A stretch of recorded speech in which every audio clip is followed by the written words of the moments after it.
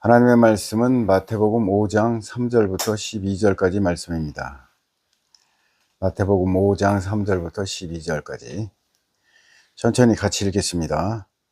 심령이 가난한 자는 복이 있나니 천국이 그들의 것이며, 애통하는 자는 복이 있나니 그들이 위로를 받을 것이며, 온유한 자는 복이 있나니 그들이 땅을 기업으로 받을 것이며, 의에 주리고 목마른 자는 복이 있나니 그들이 배부를 것이며, 긍휼히 여기는 자는 복이 있나니 그들이 긍휼히 여김을 받을 것이며, 마음이 청결한 자는 복이 있나니 그들이 하나님을 볼 것이며, 화평하게 하는 자는 복이 있나니 그들이 하나님의 아들이라 일컬음을 받을 것이며, 의를 위하여 박해를 받은 자는 복이 있나니 천국이 그들의 것임이라. 나로 말미암아 너희를 욕하고 박해하고 거짓으로 너희를 거슬러 모든 악한 말을 할 때에는 너희에게 복이 있나니 기뻐하고 즐거워하라. 하늘에서 너희의 상이 큼이라. 너희 전에 있던 선지자들도 이같이 박해하였느니라. 아멘. 오늘 말씀의 제목은 선악과의 관점으로 보는 예수님입니다. 선악과의 관점으로 보는 예수님.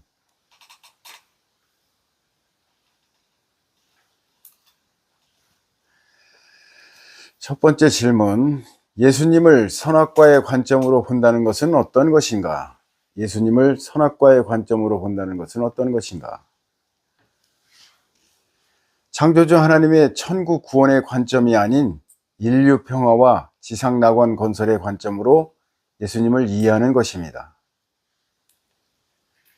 두 번째 질문, 예수님을 인류 평화와 휴머니즘의 관점으로 이해하는 것이 하나님의 뜻이 아니라는 말인가?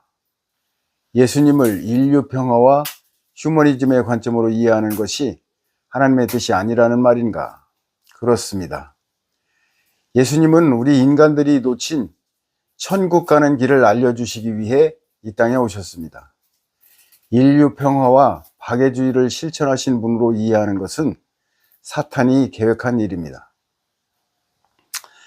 예수님은 우리의 죄를 사해 주시려고 이 땅에 오신 메시아가 아닌가? 예수님은 우리의 죄를 사해 주시려고 이 땅에 오신 메시아가 아닌가? 메시아이신 것은 맞지만 우리의 죄를 사해 주시려고 오신 것은 아닙니다. 죄사함을 받고도 다시 죄를 짓는 것이 우리 인간들입니다. 죄사함은 예수님이 이 땅에 오신 이유도 목적도 아닙니다. 예수님은 우리의 죄를 영원히 사해 주시는 분 아닌가? 예수님은 우리의 죄를 영원히 사해 주시는 분 아닌가?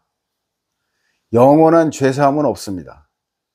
다만 죄로부터 영원한 해방과 탈출이 있을 뿐입니다.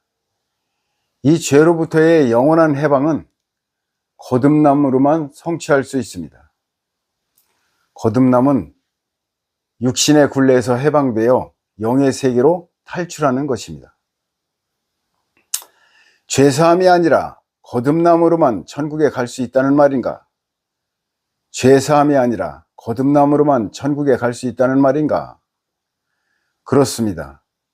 죄사함은 제사장들이 제사를 통해서 실행하고 있었습니다. 침례 요한도 요단강가에서 죄를 사해 주었습니다. 이들의 죄사함은 단기적이고 주님의 죄사함은 영원하다고 말합니다. 하지만 주님의 영원한 죄사함을 받으려면 우리의 영원한 회개가 있어야 합니다. 그 영원한 회개가 거듭남입니다. 예수님은 이 땅에서 무엇을 하셨는가? 예수님은 이 땅에서 무엇을 하셨는가? 거듭남의 샘플이 되셨습니다. 거듭남은 성경을 올바로 이해하여 창조주 하나님의 구원 계획을 깨닫고 그 구원 계획에 순응하여 천국 백성으로 거듭나는 것입니다.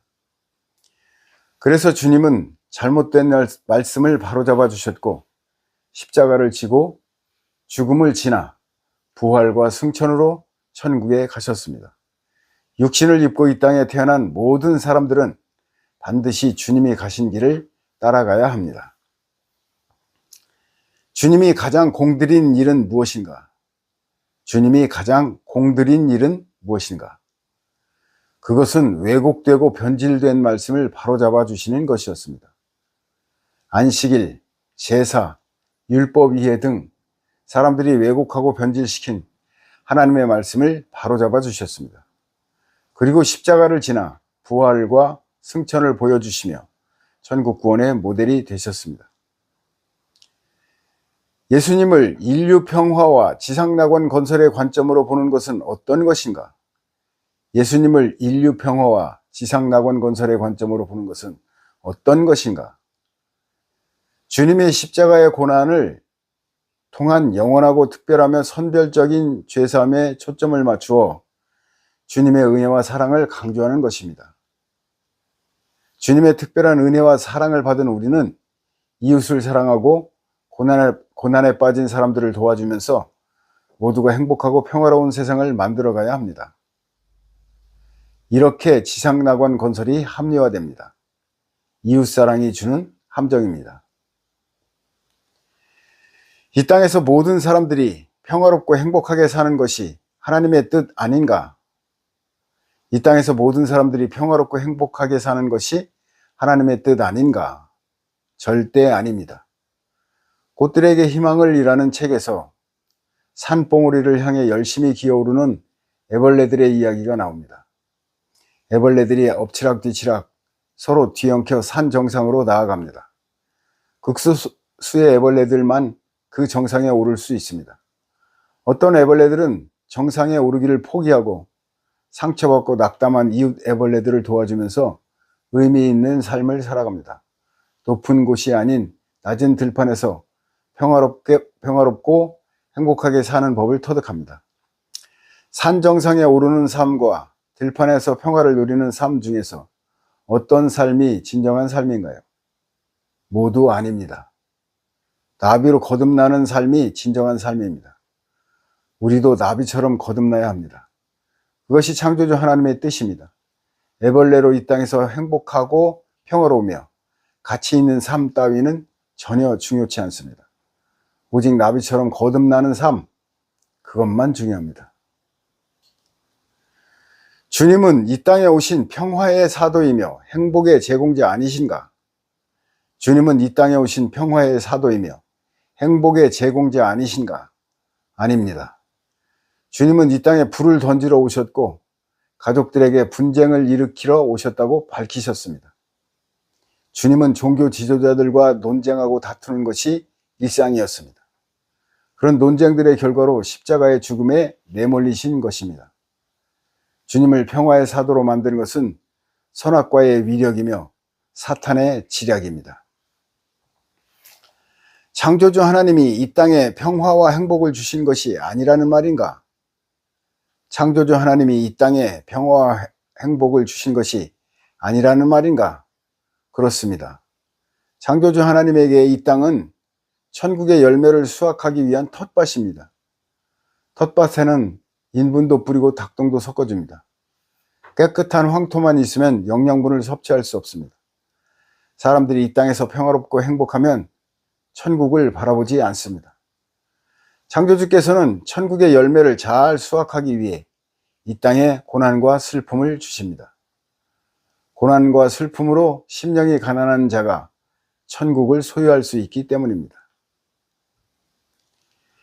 예수님 이해에서 세례 요한의 역할은 무엇인가? 예수님 이해에서 세례 요한의 역할은 무엇인가? 세례 요한은 여자가 낳은 자 중에서 가장 큰 자입니다. 비유로 말하자면 애벌레 중에서 가장 위대하다는 뜻입니다. 그런데 가장 위대한 인간인 세례 요한은 거기서 멈추었습니다. 다음 단계인 나비로의 거듭남까지 나아가지 못했습니다. 그래서 천국의 가장 작은 자보다 더 작은 자에 머물렀습니다. 예수님의 단계로 등업되지 못했습니다. 세례 요한도 성경을 과학적으로 읽는 일에 실패한 것입니다. 그가 사회적으로 그리고 종교적으로 끼친 영향은 어마어마했습니다. 오히려 주님을 능가했습니다. 그는 위대한 인간으로 거듭남에 이르지 못한 샘플이 되었습니다. 세례 요한은 많은 백성들을 하나님께 이끈 사람인데 왜 천국에 못 간다는 말인가? 세례 요한은 많은 백성들을 하나님께 이끈 사람인데 왜 천국에 못 간다는 말인가? 아무리 훌륭한 목회자라 해도 거듭나지 않으면 천국에 갈 수 없습니다. 많은 사람들을 교회로 전도한 선교사라 해도 거듭나지 않으면 천국에 갈 수 없습니다. 그래서 요한도 천국에 갈 수 없는 것입니다. 세례 요한은 하나님께 선택받은 특별한 하나님의 사람인데 왜 천국에 못 간다는 말인가? 세례 요한은 하나님께 선택받은 특별한 하나님의 사람인데 왜 천국에 못 간다는 말인가? 태어나기 전부터 선택받은 하나님의 사람이라 해도 거듭나지 않으면 천국에 갈 수 없습니다. 거듭나는 일은 창조주의 선택으로 또는 전능자의 특별한 은총으로 이루어지는 일이 절대 아닙니다. 전능하신 창조주께서도 우리의 거듭남에는 결코 영향력을 행사할 수 없습니다. 하나님의 선택은 우리의 재능이나 신분 및 역할 등 육신적인 차원에서만 영향을 끼치는 것입니다. 세례 요한은 여자가 낳은 자로서의 신분과 역할에 대한 하나님의 선택을 받은 것뿐입니다. 하나님께서 창세전에 우리를 선택하셨다는 고백은 무엇인가? 하나님께서 창세전에 우리를 선택하셨다는 고백은 무엇인가? 그것은 특정한 개개인의 선택을 말하는 것이 아니라 창조주 하나님의 구원 계획과 그 구원의 시스템을 말하는 것입니다. 어떤 경우에도 내 의사와 무관하게 거듭나는 일은 절대 발생할 수 없습니다. 전능하신 창조주 하나님도 나를 거듭나게 영향력을 행사할 수 없습니다. 그러므로 칼빈의 예정론은 결코 성립될 수 없습니다. 과학적인 성경 읽기에서 주님의 초월적인 능력은 어떻게 받아들여야 하는가? 과학적인 성경 읽기에서 주님의 초월적인 능력은 어떻게 받아들여야 하는가? 과학은 창조주 하나님의 운영 도구입니다. 따라서 과학이라는 잣대로 하나님을 평가하면 안 됩니다. 다만 하나님이 하시는 일을 과학적으로 판단해야 합니다. 주님의 초능력도 과학적인 방법으로 분석해야 합니다. 주님의 초능력을 과학적으로 검증하는 것이 아니라 주님이 하신 일을 과학적인 방법으로 탐구해야 하는 것입니다. 주님은 어떻게 초능력을 행하셨는가? 주님은 초능력을 행하셨지만 그 능력을 최소화하셨습니다. 주님의 오병이어 능력은 모세의 만나와 비교할 때 비교가 안 될 정도로 미미한 것이었습니다. 주님이 물 위를 걸으신 것은 모세가 홍해를 가른 것과 비교가 되지 않습니다. 이렇게 주님이 능력을 최소화하신 점에 주목해야 합니다. 선악과의 관점에서는 주님의 초능력을 어떻게 보고 있는가? 선악과의 관점에서는 주님의 초능력을 어떻게 보고 있는가? 선악과의 관점에서는 주님의 초월적인 능력을 최대치로 극대화하고 미화시켜 강조합니다. 주님의 이 오병이어 사건은 영의 양식을 설명하신 것인데 육신의 양식을 주시는 전능하신 주님의 능력에 초점을 맞추어 이해합니다. 물 위를 걸으신 사건은 초자연적 주님의 능력인데 왜 그 능력을 그 상황에서 행하신 것인지 따져보지 않고 주님의 전능성만을 찬양합니다. 죽은 사람을 살리시는 일도 그 의미에 무게를 두지 않고 주님의 전능성과 자비로움만을 드러내어 찬양합니다. 선악과의 관점에서는 그렇게 초능력으로 우리를 돕는 주님의 사랑과 은혜를 강조합니다. 그래서 알라딘의 지니처럼 언제든지 우리를 돕는 수호신 같은 하나님을 만들어냈습니다. 수호신 같은 사랑의 하나님은 좋은 것 아닌가? 수호신 같은 사랑의 하나님은 좋은 것 아닌가? 결코 좋은 것이 아닙니다. 수호신 같은 사랑의 하나님은 인간들 편에서 인간들의 힘이 되어준다는 의미입니다. 이 땅에서 평화롭고 행복하게 살아가는데 도움을 주는 수호신이지만 천국의 백성으로 거듭나는 일에는 방해가 되는 사탄이 세운 하나님입니다. 창조주의 탈을 쓴 사탄입니다. 그렇다면 주님은 왜 초능력을 행하시는가?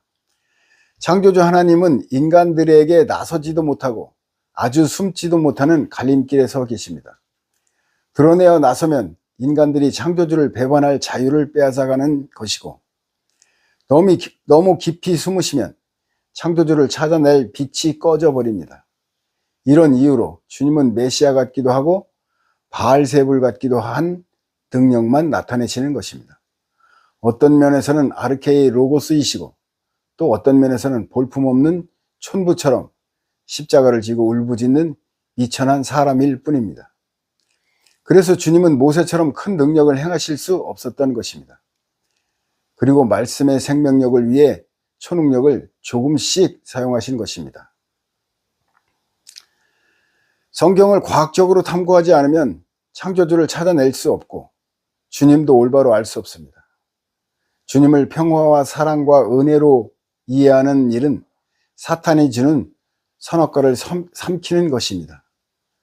창세 이전에 아르케가 근원이신 주님도 육신을 벗어나 거듭나는 길을 가야만 했습니다. 주님처럼 여러분 모두 십자가의 길로 나아가시기를 바랍니다. 할렐루야. 박수 2번 치고 마치겠습니다.